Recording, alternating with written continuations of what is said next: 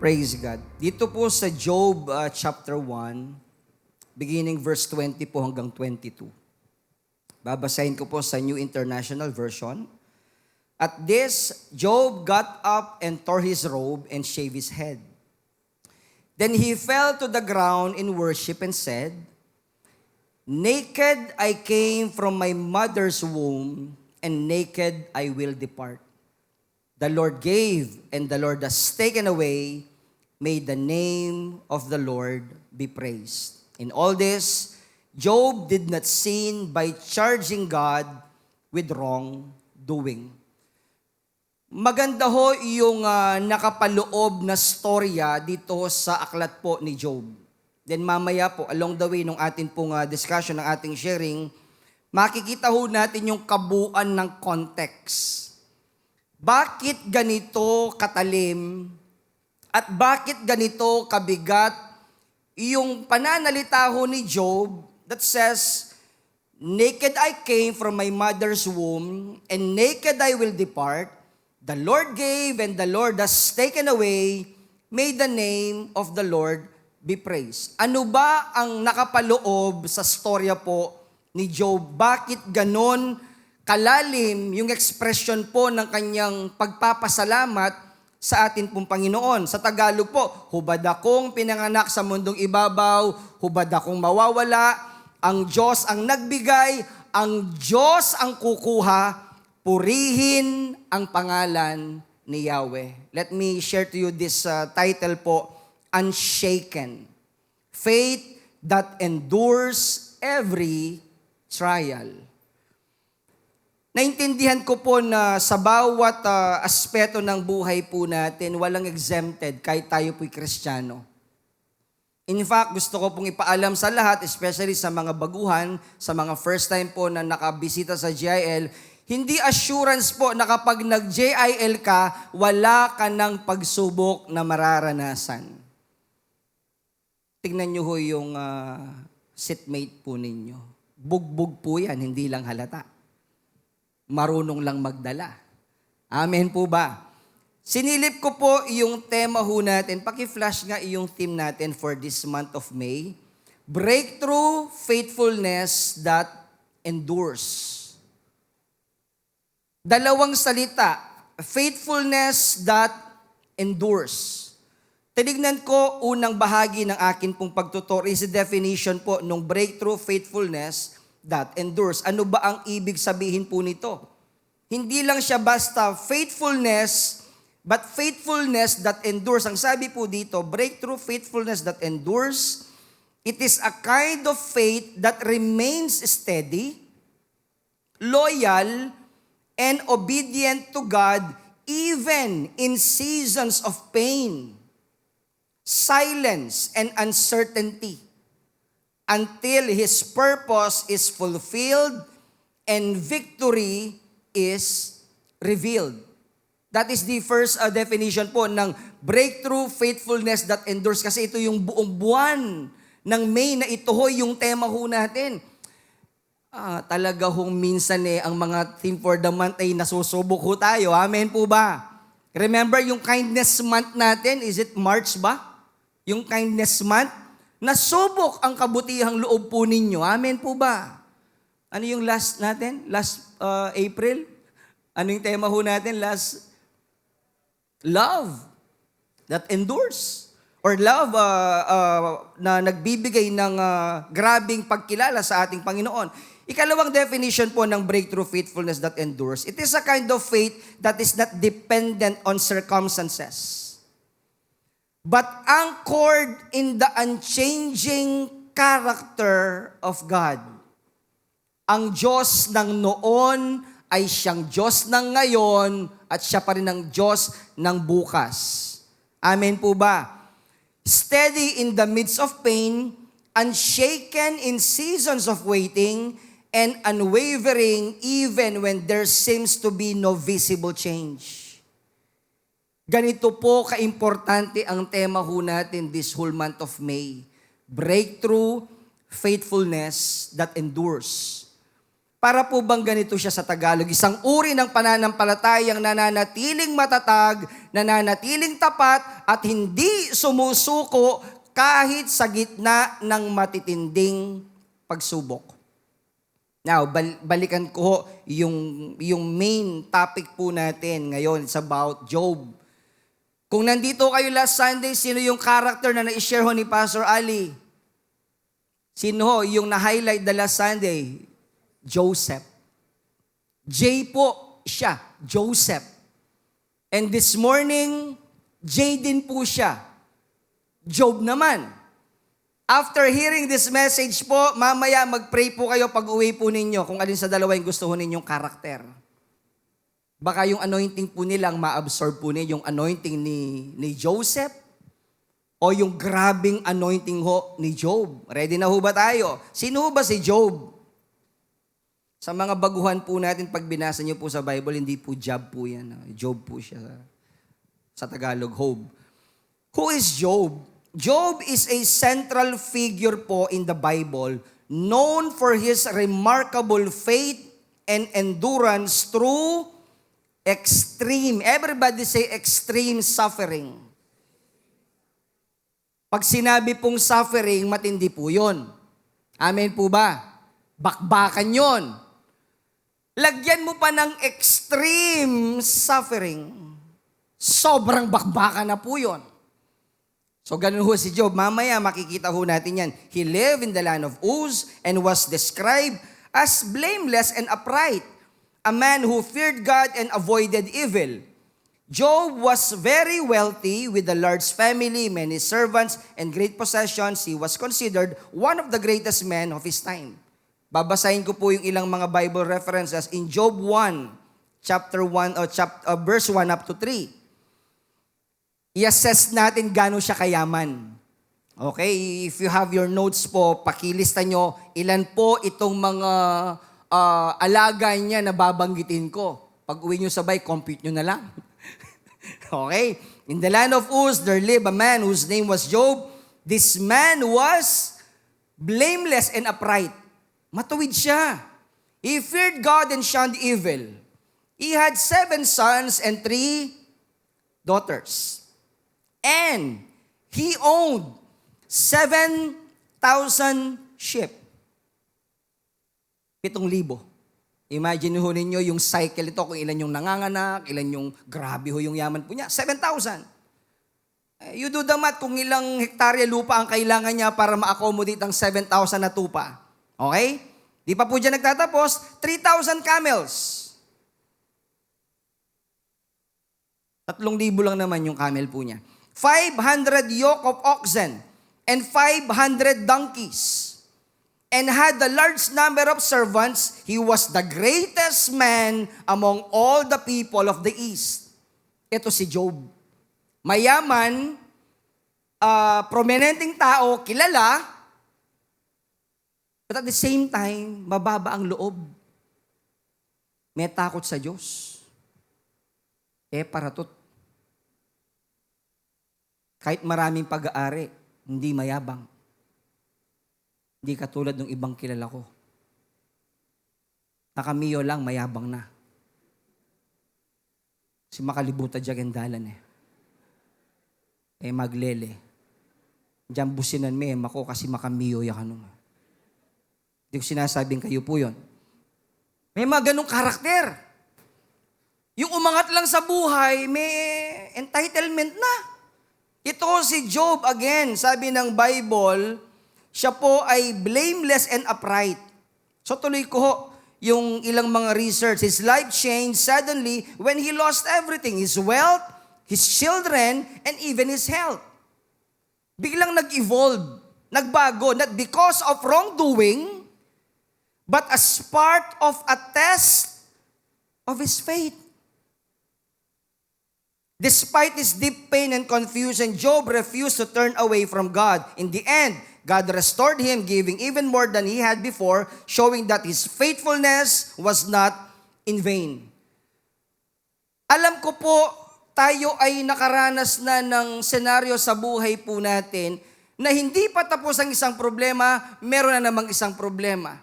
Hindi pa tapos ang isang problema, darating na naman ang isang problema. Parang bill lang ng Meralco. Parang bill lang ng Spelapco. Kakabayad mo pa lang, meron na naman. Kakabayad mo pa lang, ini-spot na naman nung lalaking tumitingin sa kontador yung bill mo. Ganun ho minsan yung mga sitwasyon na dumarating sa buhay po natin. Pero tatapatin ko kayo, bilang mga mananampalataya na lumalalim ang relasyon sa Diyos, look at your neighbor. Nahihirapan pero hindi susuko. Bugbog man ang problema pero lumalaban. Amen po ba? Pwede ho ba nating palakpakan muna ang atin pong Panginoon? May isang tanong ho akong iiwan po sa inyo. Here's the question that troubles many. Why do bad things happen to good people? Na-realize niyo ho ba ito? Na-realize niyo ho ito? Why do bad things happen to good people? Ba't di na lang yung mga nagnakaw ng maletang mga matay, no? Ano po? Ba't di na lang yung mga korap na pagkagumawa ng project ng tulay, 10 taon na, hanggang ngayon, poste lang. Walang audit. Pag tinanong mo, nasa ng budget? Yun na raw yun. Yung tulay, poste. Minsan, yung mga daan, galing ako ng San Simon kahapon, hindi standard yung daan, Kuya Noy. Pag dumaan ka, kasalubong mo lang sa main road, kasalubong mo, kolong-kolong kailangan mong huminto. Parang mahulog-hulog ka sa gilid. Why do bad things happen to good people? Ba't di na lang yung kapitbahay ko hindi man lang nagsisimba na sinasaktan ng asawa? Sana bumuka na lang ang lupa tapos mahulog sabay magsara agad ang lupa. Papalakpak tayo, yeah! Bakit ang mga mabubuti pa ho ang nakakaranas ng ganito? Last Sunday or 2 Sundays ago, ako po'y nandito din. Ako po'y nag-exhort din and I encountered yung mga men natin sa baba. And these are not just ordinary men. These are men na palaban. Bakit? Nakita ko si Kuya Noy Lapid. Nakita ko si Brother Noel Nunag. Nakita ko si Brother Rome Castro. Sabi ko, mukhang magandang grupo to Yung grupo ho ng mga widow ho natin ng mga kalalakihan. Pero inspired pa rin. Bakit? May Diyos Ang daming pwedeng mawala ng asawa, bakit sila? Nung nakita ko si Kuya Noel, habang kami po'y nandun sa burol ng kanyang misis, ang iniisip ko na nilalagay ng Lord sa puso ko, hindi madali para sa kanila ang umuwi ng bahay at magbago yung setup sa loob ng tahanan. Again, why do bad things happen to good people? Minsan baka nagtatanong tayo sa Panginoon, Lord, bakit ako? Ang daming taong masasama. Napapanood ko yung mga post ni Isko Moreno sa Arten. Alam niyo yung sa Arten, pag pumunta ko kayo, huwag kayong magbukas ng bintana, pakiusap ko lang sa inyo. Mga truck drivers, aakyat, yung hold-upper, araw, tututukan, ahablutin yung gamit. Ang daming taong masasama. But again, why do bad things happen to good people? Again, to prove that genuine faith is not based on blessings. To reveal that there is spiritual reality beyond what we see. Hindi pa tapos ang Diyos anuman ng sitwasyon po ninyo. May mensahe sa likod ng kung anuman ang nangyayari po sa inyo. And to demonstrate that God is in control even in sufferings. Ang sabi ng isang article, sometimes, your breakthrough doesn't come in seasons of comfort. It comes when your faith remains steadfast in the midst of fire. Amen po ba? Wag ho tayong malungkot kapag tayo po'y dinadatnan ng iba't ibang klase ng hamon ng buhay. Ito po ay nagiging bitamina ng ating pananampalataya. Tatlo mahalagang puntos ang nakita ko kay Job. Number 1 po, some key lessons from the events in Job's life. Number 1, faithfulness is tested through hardship and not convenience. Amen po ba? Mag-agree po kayo sa akin? That faithfulness is tested through hardship and not convenience. Kailan po masarap awitin yung madalas na inaawit natin sa GIL na ikaw ang aking pastol, hindi magkukulang, sapat na, at higit pa. Kailan ho masarap awitin yon? Kapag puno ang iyong stante ng grocery galing ng SNR. Praise God. Yung puno ng Spam, Telemundo, Coffee Mate, Thirsty Choice, Kirkland, chocolates. At yung panglaba, bulto-bulto, talagang hindi bumibil ng tingi. Brother Alvin, bulto, kilo-kilo. Oh, praise God.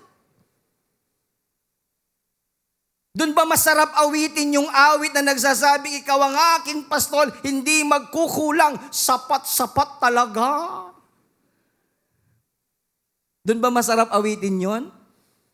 Wala naman yung problema kung bless ka, pero yung lalim nung awit po na yon, masusubok tayo, again, point 1, faithfulness is tested through hardship and not convenience. Na kahit dumating ka pa sa punto ng kawalan, na wala na talaga, hindi magbabago ang katapatan po natin sa Diyos. Aawit ka pa rin. A-attend ka pa rin. Mag-church ka pa rin, kahit makisakay ka lang. Amen po ba? Pwede ba nating palakpakan po muna ang atin pong Panginoon?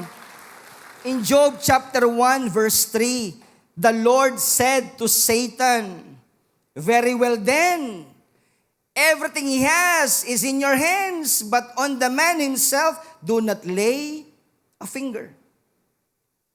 Then Satan went out from the presence of the Lord. Yung context po kasi ng aklat ni Job, just for your info, lahat po ng sequence na nangyari sa kanya, meron pong approval ho ng Diyos. Parang ganito lang, siguro iniikot ni Satanas ang mata sa buong mundo at biglang lumapit sa Diyos eh. Kumbaga, naghahanap ang Satanas na ito ng pwedeng masubok po niya. At bigla hong nagsabi ang Lord, ito yung conversation po, punta tayo dun sa conversation. Ito, maganda ho to. God points out Job's righteousness in Job 1 verse 8. Tingnan niyo yung conversation po nila. Basahin niyo yung Bible po, nandun po ito eh. Sabi ho dito, ito, God points out Job's righteousness in Job 1:8. Have you considered my servant Job? There is no one like him. He is blameless and upright. Grabe yung parang endorsement ng Lord, no? Naghahanap ka ba ng masusubok? O ito! Ito! Pangalan Job. Ito siya. Kilala mo? Parang ganun ho yung sinasabi ho ng Diyos kay Satanas. Oh, kilala mo? Ito. Walang katulad to. Subukan mo. Ang grabe ho yung recognition ng Diyos kay Job. Ano po? Parang may tumatak sa puso ng Diyos na, ito, ilalaban ni Job. Ito, ilalaban ni Job to. Ito. Pag pinitik mo yan, lilipad yan. Tanggalan mo ng pamasahe, hindi na magja-church yan. Walang ulam mamaya. Hindi na atin dyan. Ito si Job iba. Satan responds with accusation. In Job 1:9-11, does Job fear God for nothing? You have blessed him. Sabi ho ni Satan, but stretch out your hand and strike everything he has, and he will surely curse you. Yun po yung conversation ho ng Diyos at saka ni Satanas. Ang hamon ni Lord, Subukan mo. Lingkod ko yan eh. Ang sinabi yun ni Satanas, kaya lang naman tapat sa'yo yan kasi pinagpapala mo. Ba't di mo subukang alisin sa kanya, sumpain ka? Again, the first test. Silipin ho. Ready na kayo sa test? Pakitignan nga ho yung katabi ho ninyo kung ready na sa test. The first test. God allows Satan to test Job, but with limits. In Job 1:12, everything he has is in your power, but do not lay a hand on the man. Meaning to say, huwag mong kukunin ang buhay niya. Sige lang, lahat ng gusto mong gawin sa lingkod kong si Job, gawin mo. Pero never mo siyang papatayin. Huwag mong kukunin ang buhay niya. So again, ang nangyari ho, Job loses his wealth and children, yet he still worships God. We know the story, di ho ba? Marahil nandun si Job sa kanya pong tahanan, biglang dumating ang mga slave po niya. Yung binanggit ko pong property niya kanina, lahat po yun, na-wash out. Parang biglang nagkaroon ng bankruptcy, Brother William, sa negosyo ng taong to. Nagalit ba siya sa Diyos? Hindi. Hindi pa natatapos, yung delubyong yon, dumating ang alipin po niya. Ano naman ang binalita ng mga alipin niya?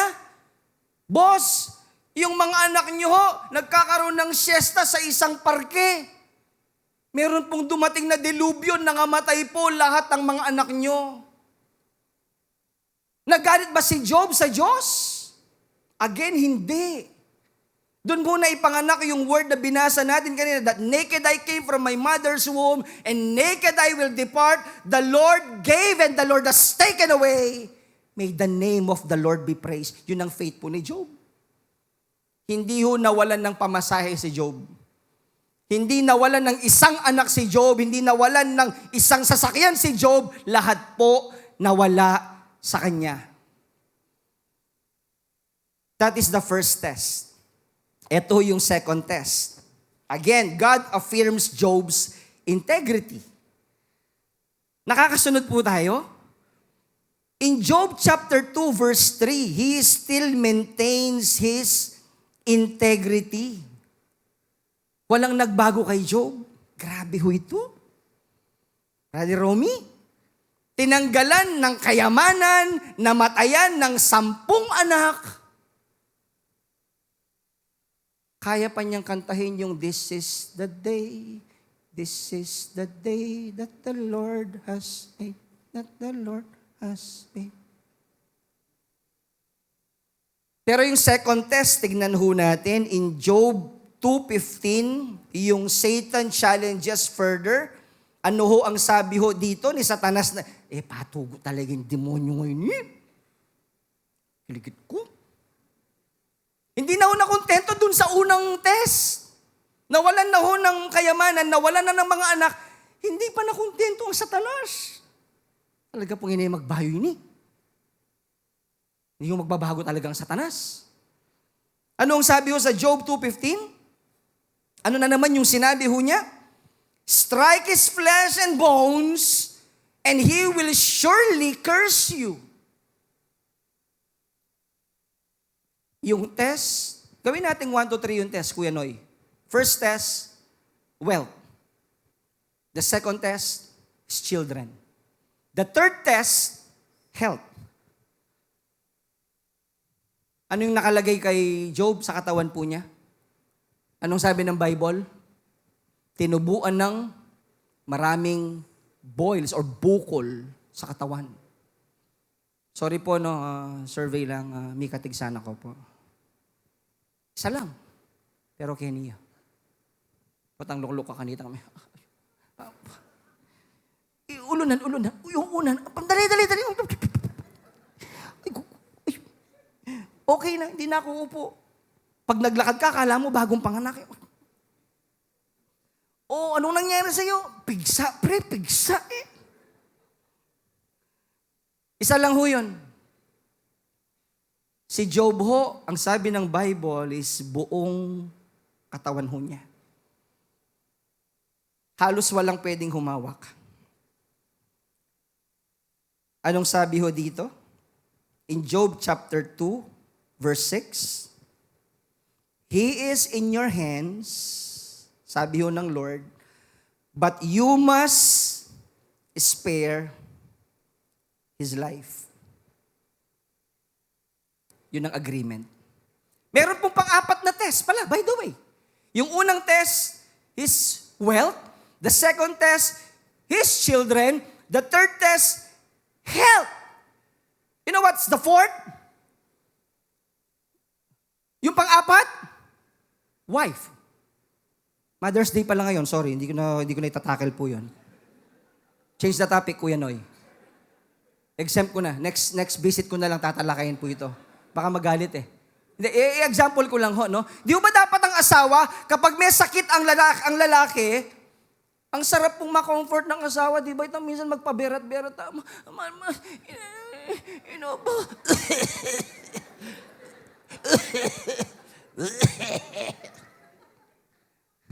Di ba?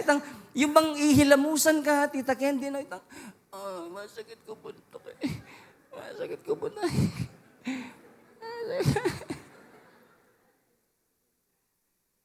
Ang sarap kayang magpabebe minsan ng mga lalaki, no? Pero itong asawa ho ni Job, alam niyo yung sinabi kay Job? After experiencing those extreme sufferings, ang sabi ho ng asawa ni Job, sumpain mo ang Diyos mo. Ganito ba naman asawa mo? Di congratulations. Ang sarap ihagi sa Mount Everest, no? Na dapat sana yung ganong season ng lalaki, ang maramdaman sa asawa is yung comfort. Yung mahal, kahit anong mangyari sa buhay natin, ang Diyos ay Diyos, nandito ako. Pero ang marinig mo sa asawa mo, in-exaggerate ko lang, ano ngayon, nasaan ang Diyos mo? Sumpain mo! Yaman ng sungal-ngalan, eh. Minsan po kasi rin, babay po, Mother's Day po pala ngayon, sorry, change topic po, sorry. Next time na lang. I-exempt ko na po ito, medyo lumalayo po ako dun sa regalo ko na po sa inyo yun, mga nanay. Opo. Medyo minsan po kayo bagyan. Konti lang. Lit ng konti. Paalala ko po sa mga mag-asawa, especially sa mga wife, pag nagdadrive ang mister nyo, huwag nyong bugbugin sa sakyan. Meaning to say, huwag nyong bombahan ng atomic bomb ng dinamita sa sakyan. Ay magiging Vin Diesel po siya. You know,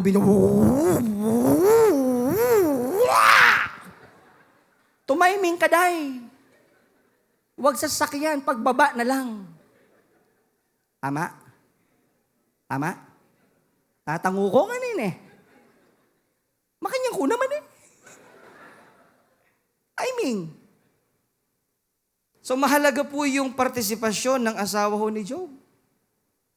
Siguro kung si Job nandun, pwedeng sabihin niya, Panginoon, kung ito rin lang naman ang matitirang taong mag-encourage sa akin, kunin mo na rin ako. Siya na rin. Isama mo na. Ano yung pangalawa na katotohanan? Hold tightly to God to every painful moment. Just learn to hold on tightly. Kapag hindi ho tayo natutong mangunyapit sa Diyos, lugi ho tayo. Sabi ko nga ho, the last Sunday sa church natin sa Santo Tomas, kapag ka ho, dumarating yung kapagsubukan sa buhay natin, huwag nating isiping mag-detach sa church. Hindi man binibigay ng Diyos yung panalangin ko, tagal ko na nag-church.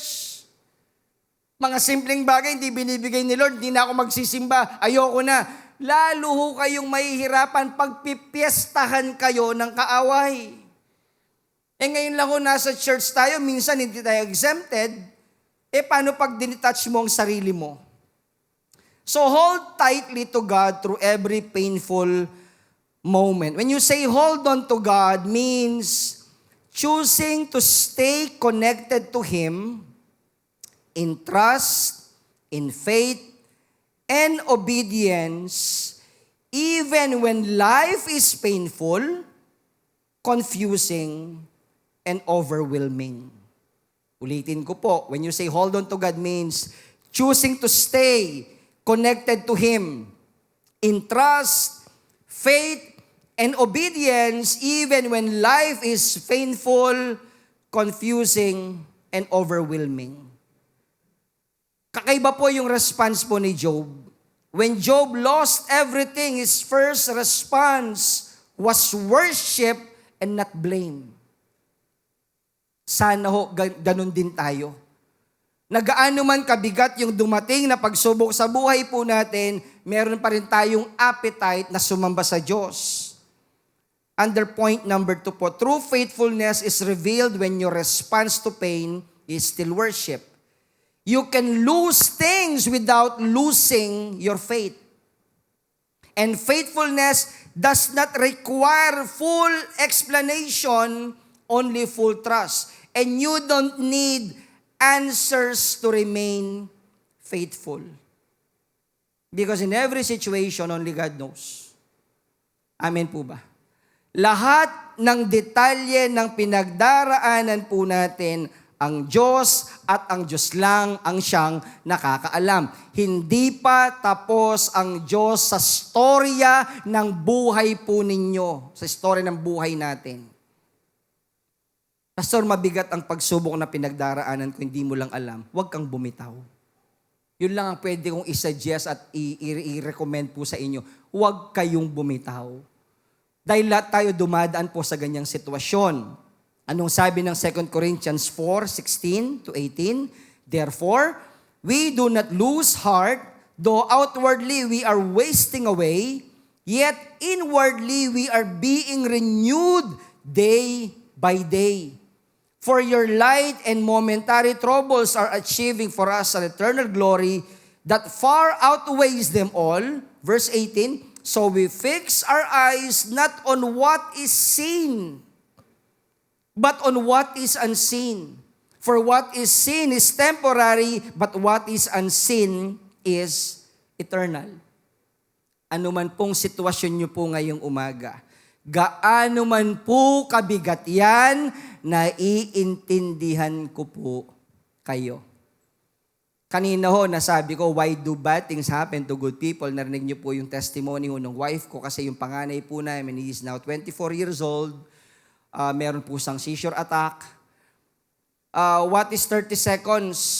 Mikay, sa'yo, pagka 30 seconds, what is 30 seconds? Maglakad ako, tapos na yung 30 seconds. Pero sa isang tatay na merong seizure attack ang anak, yun pong pinaka-worst na 30 seconds sa buhay namin na witness na ho namin.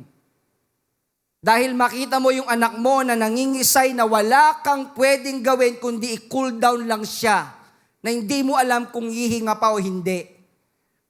That is the worst 30 seconds ng buhay po namin kapag may seizure attack ang anak ko. Pero sa inyo, what is 30 seconds? Pero wala kang pwedeng gawin kundi mangunyapit at humawak sa pangako ng Diyos. Kapag nasa bahay po kami, syempre nag-a-assess ka, we don't care kahit tumanda ang anak namin, nasa amin, hindi makapag-asawa, we don't care. Tuloy ang buhay. Kaya ino-orient ko yung bunso ho namin na 15 years old na po. Sabi ko, JD, alagaan mo ang kapatid mo, ang kuya mo, dahil pagdating ng araw na wala kami, sa'yo titira yan. Masipag ho yung panganay ko, kahit special ho siya. Tumitimbang ng isang kasambahay. Special po yun, pero biyasa yang mamipi. Special po yun, pero mapanos siyang pinggan.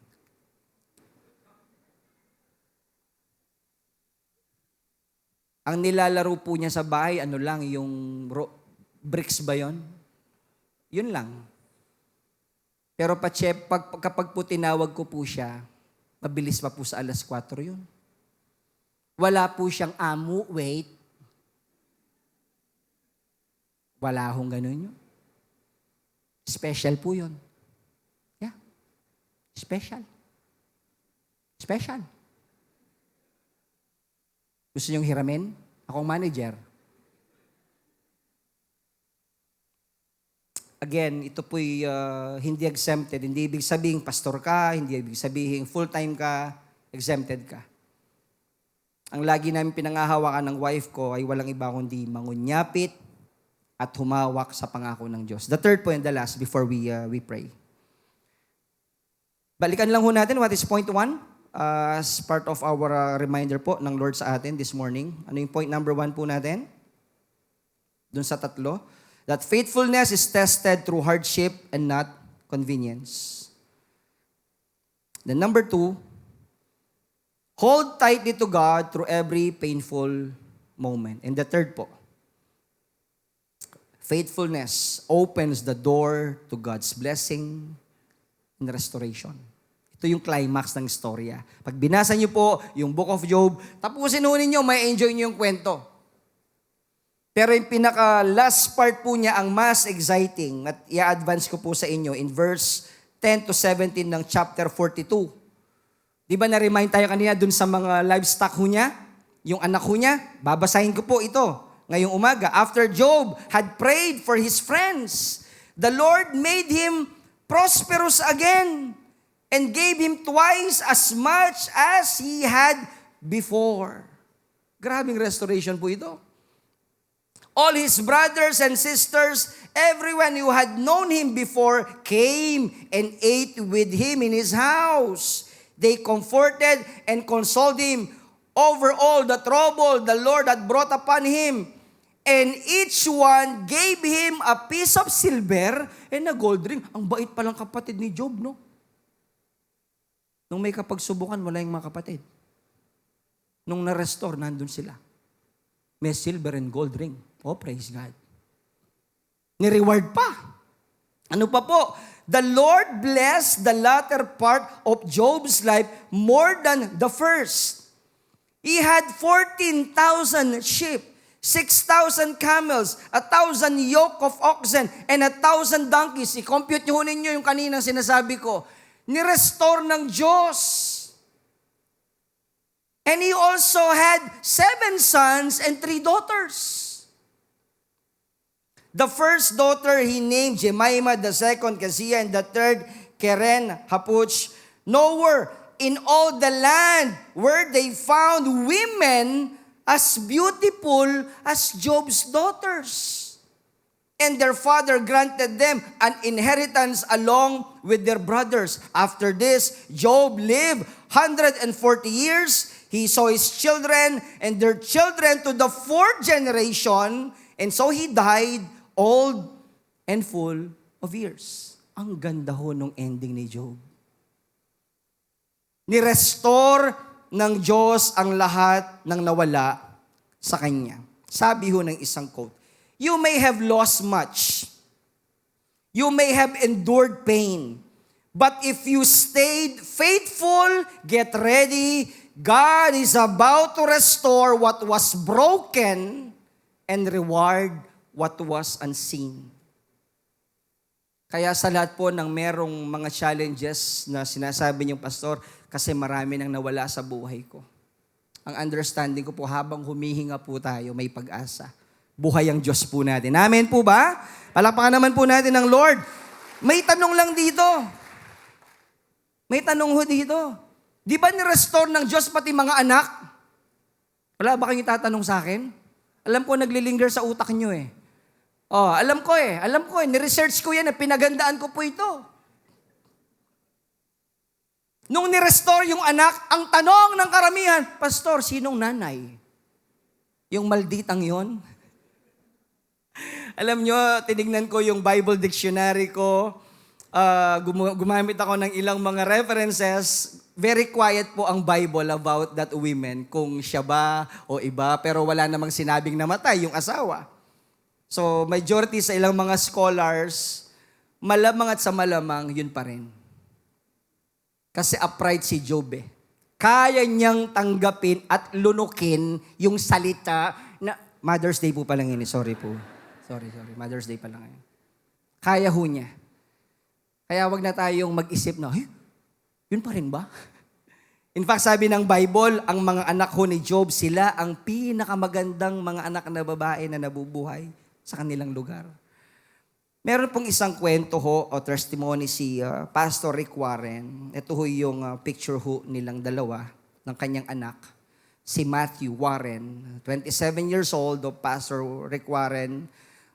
Yung kanyang anak is nag-commit ng suicide April 5, 2013 following a lifelong struggle with mental illness and deep depression.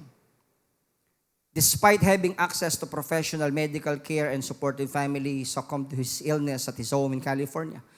Kung kilala niyo si Pastor Rick Warren, siya po ang author ng Purpose-Driven Life. Isa sa mga libro na sobrang in-embrace ko din, nagbigay ng parang tamang perspective sa akin na walang aksidente sa mundong ito. Kaya nga purpose-driven yung life eh. Yung buhay mo, hindi ka lang basta nag-e-exist. May dahilan why you exist. But again, hindi siya exempted. Ang tagal na ho palang merong ganong sakit nung anak ho niya. Pero hindi nagtagumpay si Pastor Rick Warren para ma-save yung anak ho niya. Medyo merong nangyari hindi ho maganda. He committed suicide. And during the interview ho, nilang dalawang mag-asawa sa CBN, mararamdaman mo yung pakiramdam ng isang tatay. Yung magulang. Ang mawalan ng anak, for example, katulad doon ng kapatid kong lalaki na matay sa aksidente, mararamdaman mo yung sakit eh. Pero ito ho, pastor, is preaching from different states, all over the world, kilala. Tapos yung anak ko niya, ito ho yung naranasan. I just want to remind the young generation po. Anong generation tayo ngayon, Paul? Gen Z ba? Gen Z? Let me remind the Gen Z. Magpakatibay kayo, mga anak. Magpakatibay kayo. Turuan nyo ang sarili nyong tumanggap ng rejection, ng failure. Hindi yung hindi ka lang pumasa sa isang exam, parang ayaw mo nang mag-explore, ayaw mo nang lumabas ng kwarto. There is life after exam. Hello, mag-Jollibee ka. Yung hindi ka lang pumasa sa exam, magmumukmuk ka. Alam nyo, papaalala ko sa inyo yung mga kaedad ko dito, I'm now 50 years old. Nung ako po'y bata, kapag pinalo ng tatay, Brother William, hindi ito yung dumadapo sa akin. Yung buckle lang dumadapo sa akin. Sino dito yung ginapos ng tatay sa halaman tapos may antik? Hindi po ako yun. Pero ang nanay ko po, dahil kusinera ho siya, pagka ako'y medyo pasaway, kahit may mantikang kumukulo yung sansi ho niya, talagang iahambalo sa tagili, dito ko sa binti ko eh. Makikita mo, magmamarka yung bilog-bilog ng sansi eh. Pero natuto. Tumibay. Siguro ito yung reminder ko sa mga young generation ho natin. Magpakatibay kayo. Matuto kayong humarap sa kabiguan sa buhay. Amen po ba? Pwede ho ba nating palapakan muna ng ating pong Panginoon? Let me read a short article ho na ginawa ni Pastor Rick Warren. God restores and rewards faithfulness. Faithfulness is often tested in the quiet places where prayers seem unanswered, where pain lingers, and where obedience feels unnoticed. Yet the message of Scripture is clear. God never overlooks a faithful heart. What may seem hidden to others is fully seen by Him. The life of Job reminds us that faithfulness is not proven in comfort, but in suffering. Job lost everything, his possession, his family, even his health. Yet he refused to let go of God. He questioned, he grieved, but he remained. And in the end, God restored him not just to his former state, but beyond it. This reveals a powerful truth. God's restoration is merely replacement. It is not merely replacement, it is redemption with increase. What you endure in faith is never wasted. Every tear, every act of obedience, every moment you choose to trust instead of quit is being recorded by God. Faithfulness does not always bring immediate results, but it always brings a guaranteed outcome. God works in His perfect timing. When He restores, it is complete, purposeful, and overflowing. Sometimes the reward is visible, blessings, open doors, restoration of what was lost. Other times, yung reward is deeper, stronger faith, refined character, and a closer walk with God. In Galatians 6:9, we are reminded not to grow weary in doing good, for in due time we will reap a harvest if we do not give up. This is the heartbeat of faithfulness. To keep going, to keep trusting, to keep holding on no matter the season. In the end, God restores and rewards faithfulness not because we are perfect, but because He is faithful to His promises. Stay faithful because I know in my heart your restoration is coming for the glory of God. Amen po ba? Pwede ba nating palakpakan ng atin pong Panginoon? Hallelujah! Ipapaalala ko lang ho sa lahat, hindi pa tapos ang Diyos sa storya ng buhay po natin. Isinusulat pa po niya kasalukuyan yung magagandang eksena sa buhay po natin. I-enjoy ho natin ang buhay na ito. Hawak po niya ang lahat. Amen? Pwedeng tumayo lang ho tayong lahat sa presensya po ng Panginoon.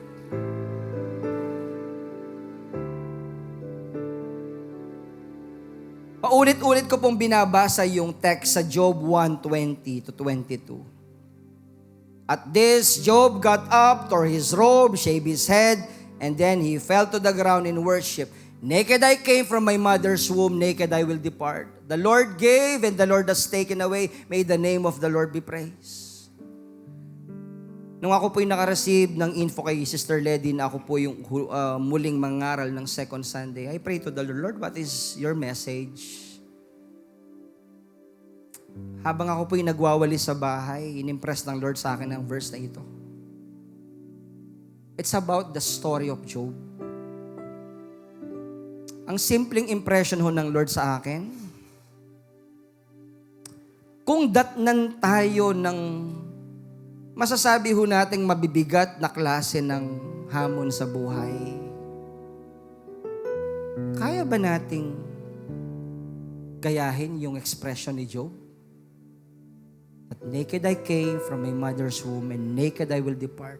The Lord gave, and the Lord has taken away. May the name of the Lord be praised. Mangako ho tayo sa Diyos ngayong umaga na anuman ang maging sitwasyon po natin, walang pwedeng magpatinag sa isang mananampalatayang katulad po natin. We have that assurance, magbago man ang ikot ng mundong ito, hindi magbabago ang Diyos na ating sinasamba. Amen po ba? Can we just lift our hands? Come on, just lift your hands and sing this song prayerfully. Hallelujah! At pagkakataon, Panginoon, magmamahal, magtatapat sa'yo, maglilingkod sa'yo nang may kagalakan, panata ko ngayon. nakataas ang ating mga kamay. Anumang sitwasyon, Panginoon, Anumang sitwasyon at pagkakataon. Oh, hallelujah! Come on, church, sing! Sing! Hallelujah! maglilingkod sa'yo Nang may kagalakan, panata ko ngayon. Panginoon, hallelujah! Lift your hands! Panginoon, ako sa'yo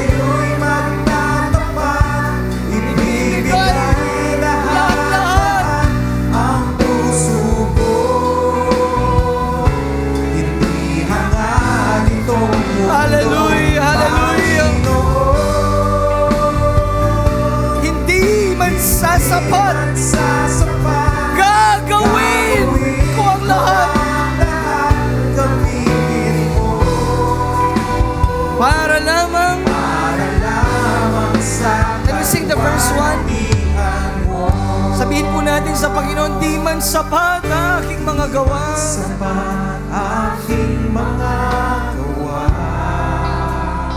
Hallelujah. Sa pag-ibig ko Sa Diyos na dakila, dakila, di man sapat. di man sapat maging Hallelujah. salita. Sa pagpupuri at pagsamba Sa'yo, aking Ama.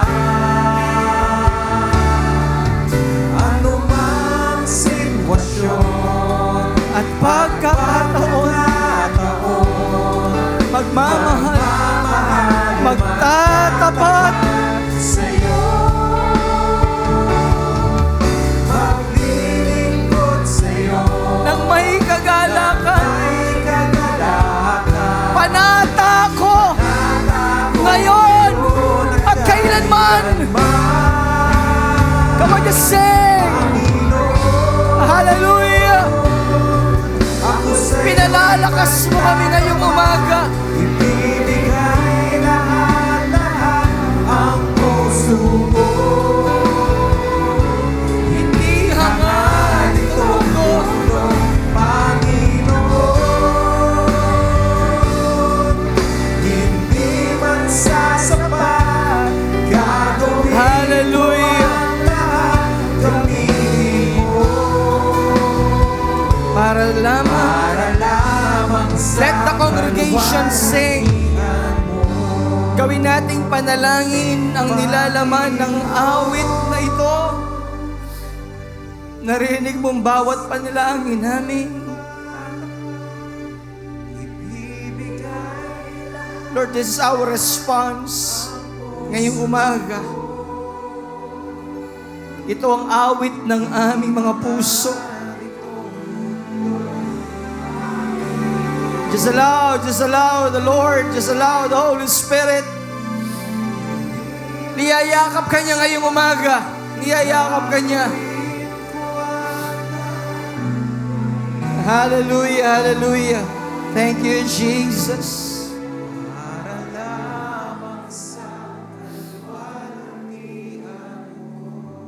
Habang tumutugtog po ang ating keyboard, let us just allow the Lord na i-comfort po tayong lahat ngayong umagang ito. Hindi perfect, marahil ang sitwasyon po ninyo. Baka meron pong iba sa inyo matagal nang may iniindang sakit at karamdaman. Kayang i-restore ng Diyos ang inyong katawan. Kayang pagalingin ng Diyos ano man ang sakit at karamdaman. He can do miracles today. He can do miracles today. Sa mga nawalan ho ng loved ones, just like Job, 10 anak ho niyang nawala. Maybe you're experiencing that kind of feeling today. May nawala. Pero hindi ibig sabihin nag-iisa ka. Sinasamahan ka ng Diyos sa iyong lakbayin. Nagpapakilala lalo ang Diyos sa iyo kung sino siya. Maybe in your business, you're experiencing some conflict sa finances mo. God can restore your business. Just believe. Believe today, may ginagawa ang Panginoon. Hallelujah, hallelujah. Bibigyan ko kayo ng time to pray to the Lord this morning. Come on, just allow the Lord, just allow the Holy Spirit. Lord, salamat. Niyayakap mo po ang iyong mga anak. Pinalalakas mo ang iyong mga anak, Panginoon. Oh, hallelujah. Pinalalakas mo ang iyong mga anak. Yakapin mo, Panginoon, ang iyong mga anak. Even yung mga nasa overflow room, Lord, this day. Pwede ba natin itaas ang ating mga kamay? Muli, sabihin natin sa Diyos, anumang sitwasyon namin, Panginoon. Just sing that song prayerfully.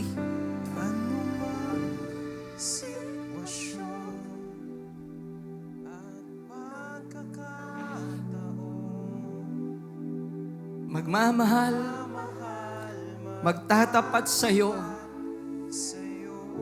Hallelujah.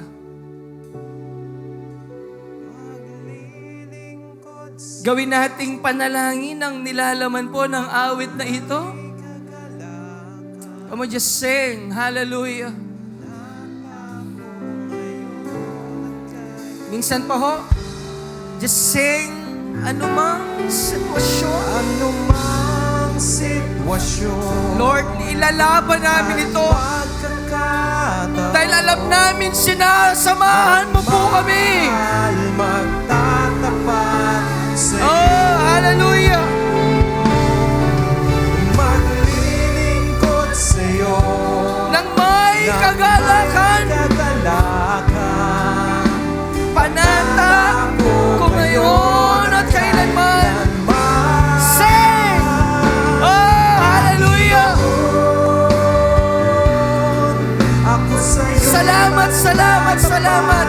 ibibigay lahat ang puso mo. Thank you, Jesus. Hanggang itong mundo. Thank you, Lord. Hallelujah.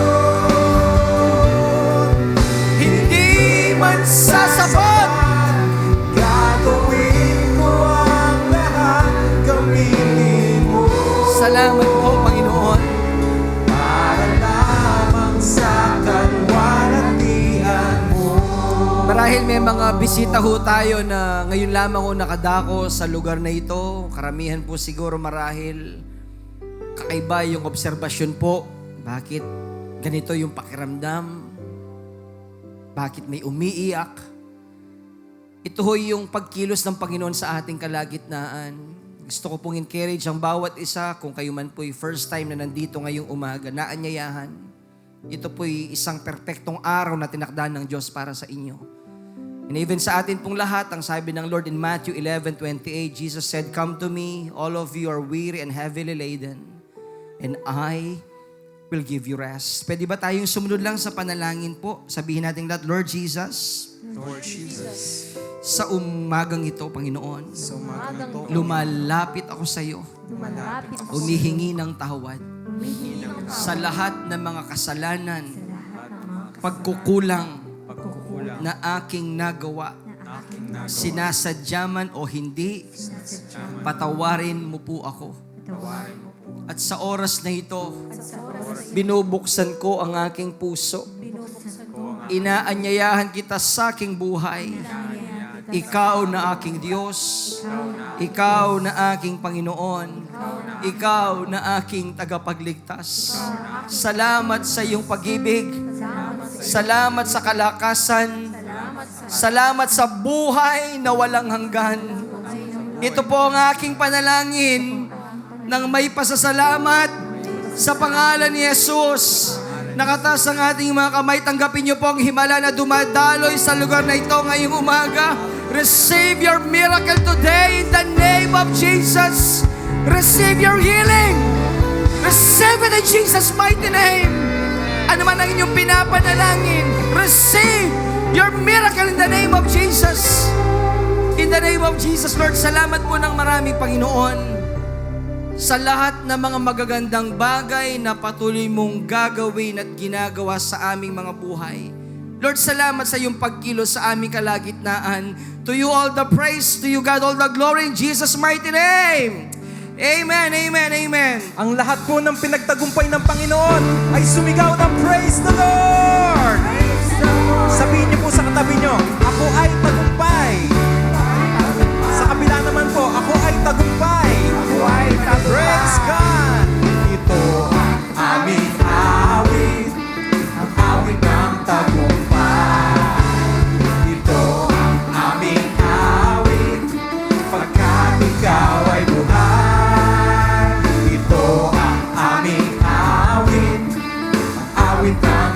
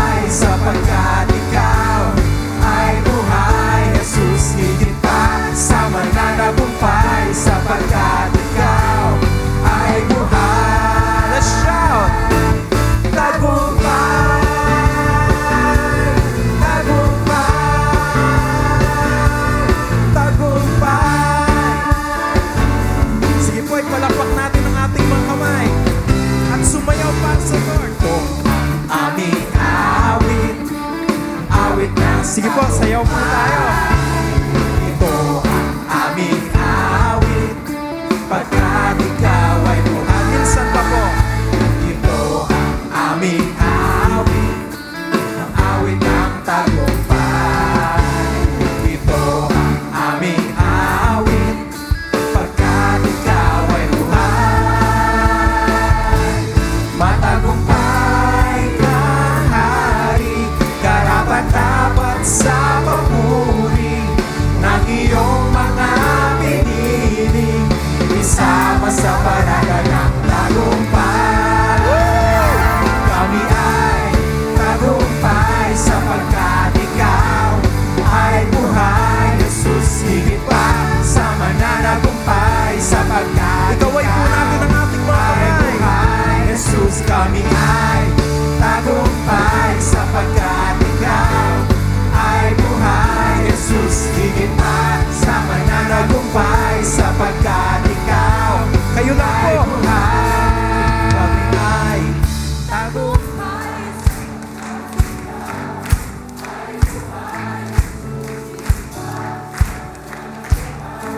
Naniniwala po kung may mas ilalakas pa yan kumpara sa Panginoon. Kami ay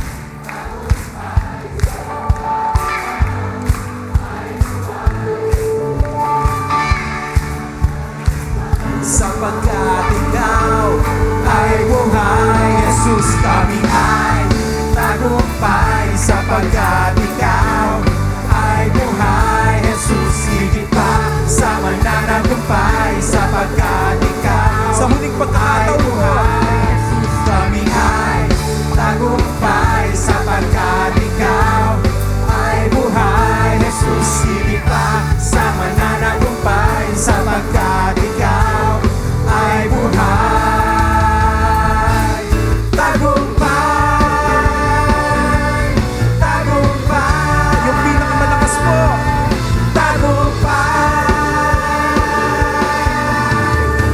Praise the Lord, praise the Lord. Praise God. Hallelujah. One more clap offering po for the Lord Jesus. Karapat dapat po talagang ipamalita kung sino at kung anong kayang gawin ng Diyos sa bawat buhay po natin. Amen po ba? Minsan pa po nating palakpakan ng Lord. Salamat, salamat, salamat, Panginoon. Lord, thank you so much, God, for this special day. Sa kabuuan po ng kongregasyon namin, ng second service, maging yung mga nasa overflow room, maging yung mga nakamonitor, Lord, via online, sa iba't ibang panig ng mundo. Patuloy ka namin, Lord, pinapasalamatan sa iyong ginawa sa aming kalagitnaan. Lord, alam po namin wala kang isa man ang nilampasan sa iyong mga anak. Thank you for the strength, Lord, and thank you for your word na baon-baon namin, Lord, this whole week, Panginoon, ano man ang maging laban namin sa buhay. Can we just stretch our hands po sa mga prayer requests? Lord, patuloy namin dinadalangin sa mga kapatid naming nagsulat, nanalig na nampalataya, Panginoon, nagsulat sa isang maliit na papel, naniniwala sa isang napakalaking Diyos na amin pong sinasampalatayanan na kaya mong gumawa at maghimala sa kanilang mga buhay. Lord, dalangin ko po, tugunin mo po, Panginoon, ang kanilang munting hiling at ang kanilang munting panalangin. In the name of Jesus. Nakatas ang ating mga kamay. The Lord bless you and keep you. The Lord make His face shine on you and be gracious to you. The Lord turn His face towards you and give you peace. The Lord bless you and enlarge your territory, and His hand will be with you and keep you from harm. The love of God the Father, the grace of the Lord Jesus, and the sweet fellowship of the Holy Spirit be upon us all now and forever.